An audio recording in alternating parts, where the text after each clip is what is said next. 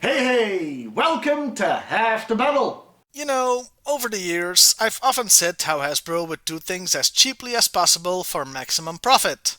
And it's a fair thing to criticize the company for. But you know what?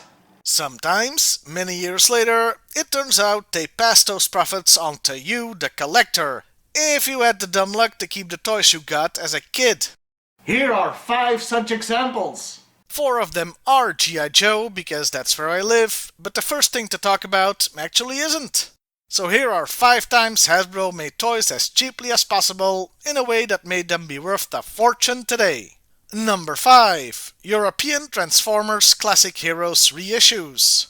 While the original Generation 1 Transformers toy line ended in 1990, in Europe it just kept going. Yeah, Transformers was still popular enough over here, so there was no gap between G1 and Generation 2. Though to fill that gap, Hasbro went the cheapest possible route.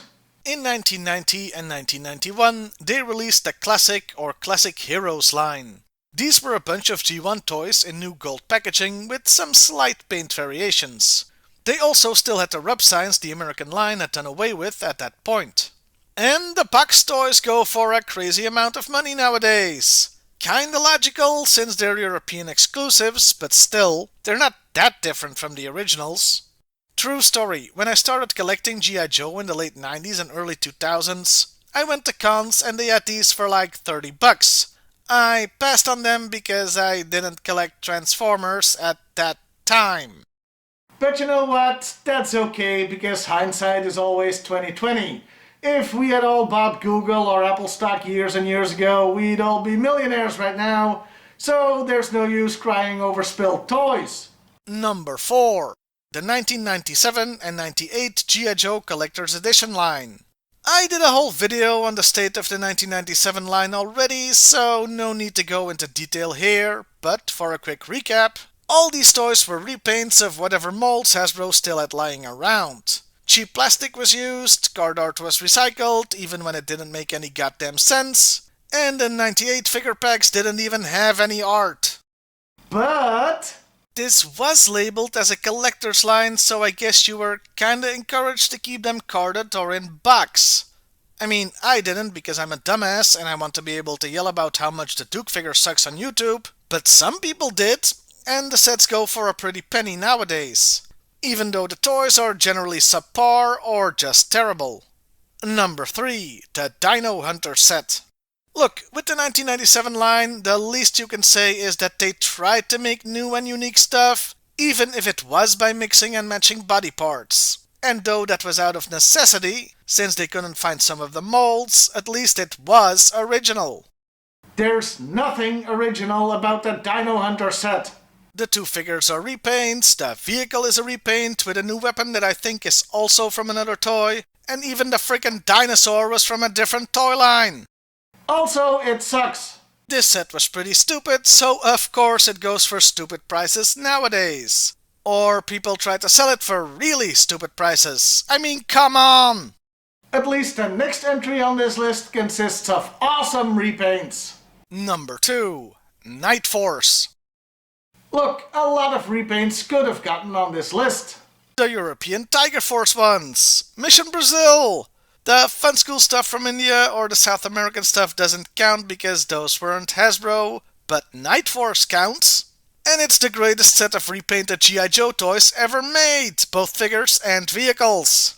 What makes these expensive today is that they were Toys R Us exclusives back in the day, so less were produced, and the figures were only sold in 2 packs and not with the vehicles. For the main line, Hasbro pulled the same cheap trick with Battle Force 2000. Night Force costs way too much today, but given how cool these repaints are, they are the only toys on the list that even approach being worth the money. But what toy is the cheapest that Hasbro has ever made, and yet it has become one of the most expensive? Well... Number 1. The Cobra Missile Command Headquarters. It's a piece of flimsy cardboard! Well, several pieces, but you know what I mean. It was made in 1982 as a Sears exclusive and came with, well, a cardboard set and 3 figures. Cobra Commander, Cobra, and Cobra Officer. So, Sears exclusive, meaning a limited release.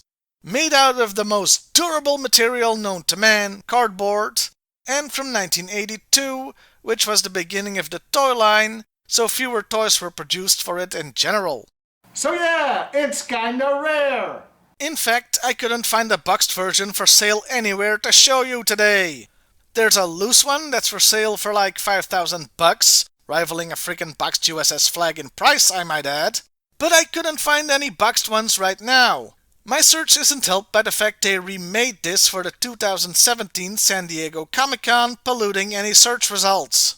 Still, a bunch of cardboard and 3 already produced figures make up this set, and it is the cheapest Hasbro has ever gotten making a quote-unquote toy. And it's also one of the most expensive G.I. Joe items that exist today. Go figure! And that was my list. Did I forget about some? Do let me know in the comments below. And with that, 2025 is underway here at Half the Battle. It's gonna be one hell of a year. Well, I'll see you next time, everybody. And hey, why not like, share, and subscribe if that's your thing?